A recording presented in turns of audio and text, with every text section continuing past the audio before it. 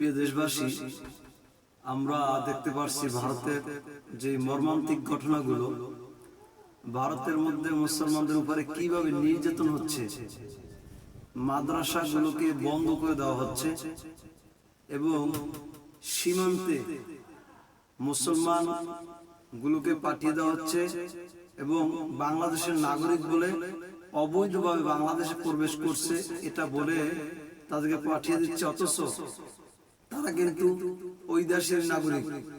এরপরও তারা বাংলাদেশে পাঠানোর জন্য অনেক ষড়যন্ত্র করছে এবং মুসলমানদের উপর নির্যাতন নিপীড়ন করছে, মাদ্রাসাগুলোকে ভেঙে দিচ্ছে।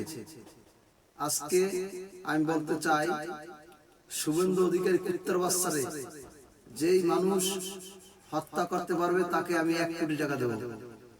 শুভেন্দু অধিকারী এই কুত্তার বাচ্চাকে, নরেন্দ্র মোদীকে এখনই হত্যা করার সময় এসেছে। এই কুকুরের বাচ্চাগুলো মুসলমানদেরকে নির্মমভাবে হত্যা করছে, ভারতের মধ্যে মাদ্রাসাগুলোকে বন্ধ করে দিচ্ছে এবং আবার বাংলাদেশে সর্বোচ্চ বৃহত্তম রাম মন্দির করতেছে।